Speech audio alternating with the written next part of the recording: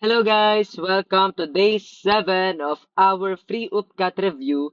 And as you can see, nandito tayo sa science portion. So, ang didiscuss natin ngayon is magsisimula na tayo sa biology. First topic natin is properties of life and biomolecules. Once again, let me introduce myself. Hi, I'm Makim. I'm currently studying in UPLB and ginawa ko tong free UPCAT review na to para lahat kayo ay makapasa sa UPCAT with flying colors. And it's meant to cram your way into passing the OPCAT. Okay, let's start. The properties of life. Biology at its core is the study of what makes something alive. Again guys, biology is the study of life, di ba? So ito yung 7 properties ng biology. Organization, reproduction, growth and development, response to stimuli, metabolism, homeostasis, and evolutionary adaptation. Guys, hindi nyo kailangan i-memorize tong mga to. You just need to be familiar with them kasi most likely wala namang identification na lalabas sa ganyang uri ng tanong. Dapat lang familiar kayo doon. Okay, so organization. Dapat malaman nyo guys na ang mga may buhay ay built from highly ordered structures. For example, di ba ang atoms is yung pinakamaliit sa lahat? Atoms form molecules. Molecules form organelles. Organelles work inside cells. So, akala nyo cell yung pinakamaliit, no? Hindi. Magkisimula tayo sa atom talaga. So, cells form tissues. Tissues, of course, form organs, and organs form organ systems. Ang ibig sabihin lang nan, guys, basically, may order. They are organized, di ba? From pinakamaliit to pinakamalaki, in-organize yan. So, the second property is reproduction. Organisms produce offspring of their own kind. Single-celled organisms copy their DNA and divide. Multicellular organisms use specialized reproductive cells to pass DNA to the next generation. So, it can be said, guys, na ang goal of any species, kahit ang tao, is just to reproduce. Pero, of course, up na yun sa philosophers. So, then third property is growth and development. There are instructions encoded in DNA that direct how an organism moves, grows, and matures, ensuring offspring eventually resemble their parents. Kasi nga guys, kaya nga kamukha nyo mga magulang nyo because of growth and development. And since you guys share the same DNA, di ba? The fourth one is response to stimuli. It is also called irritability. Kasi nga, di ba guys, living things react to changes in their environment. Like, kapag mainit, nasusunog yung balat mo. Kapag malamig, giniginaw ka. That is response to stimuli. Kumbaga ba, na-irritate ka. Irritability. Such as a plant bending toward a light or bacteria moving toward a food source. Ayun yung stimuli na tinutukoy doon. Ngayon naman is metabolism, also known as energy processing. Kasi guys, organisms take in and convert energy to power all of their activities. And we as humans, ginagawa natin to by eating.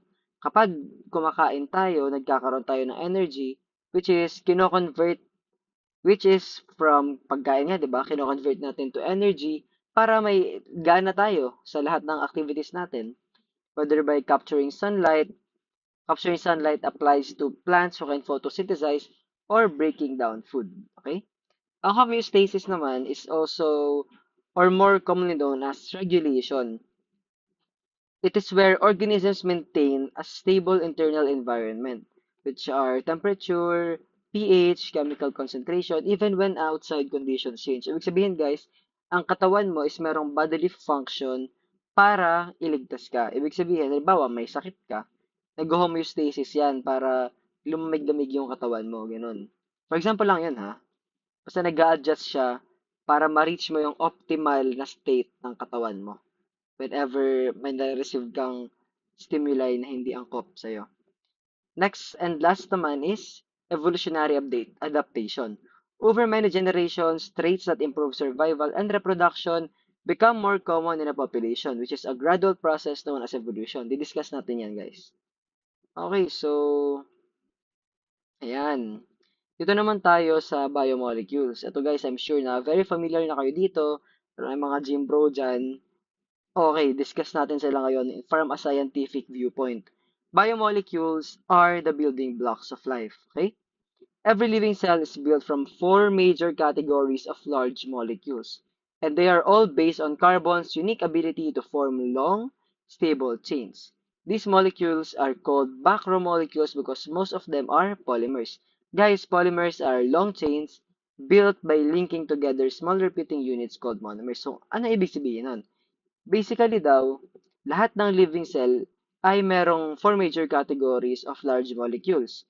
And lahat sila naka-base sa carbon. Kaya nga sinasabi guys, ang carbon is the element of life. Kasi nga, yung the building blocks of life natin ay lahat naka-base sa carbon. Okay? Okay. Ito na, discuss na natin yung four biomolecules.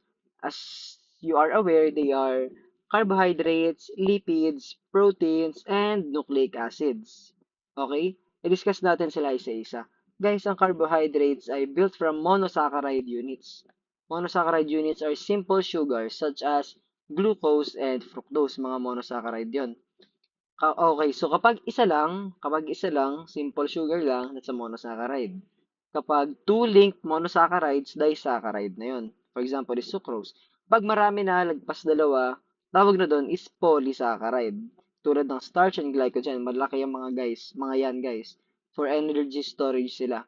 Katulad na lang ng cellulose tsaka chitin. Mhm.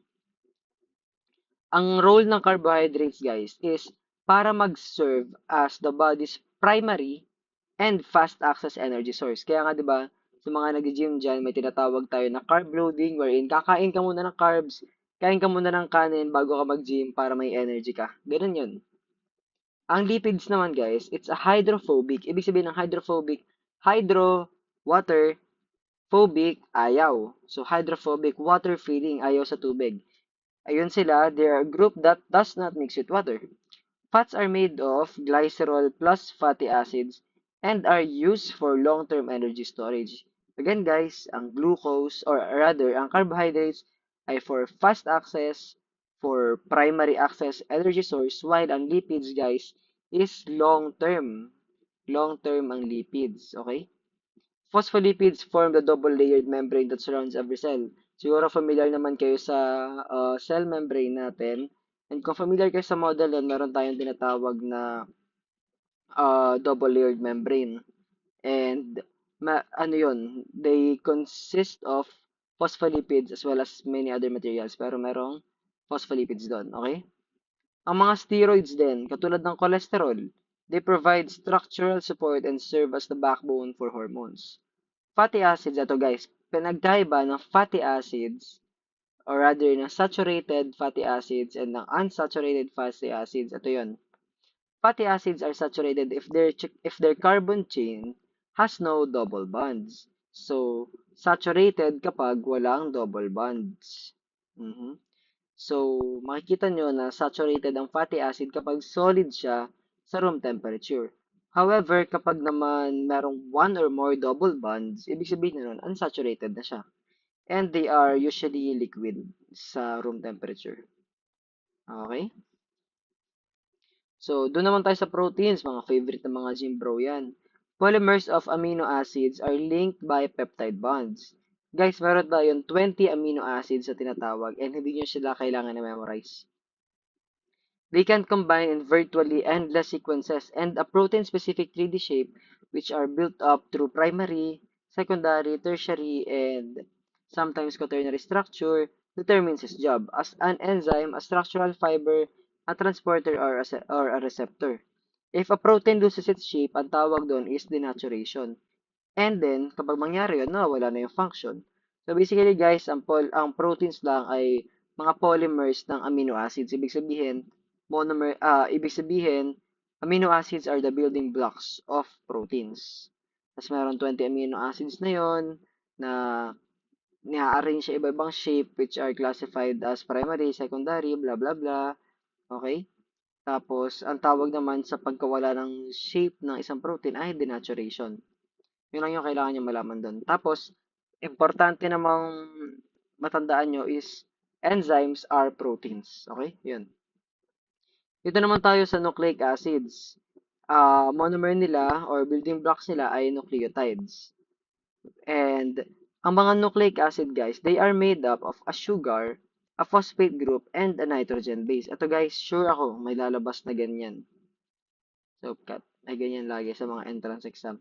What is a nucleic acid made of? Or what is DNA made of?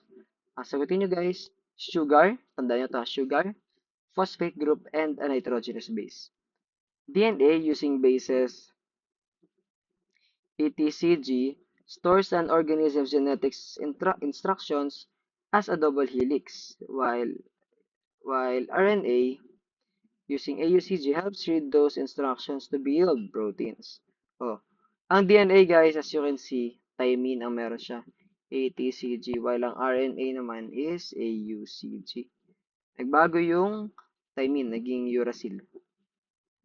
So, bale, ang DNA again ay ini-store ang genetic instructions ng isang organism as a double helix. Double helix ang mga DNA ha.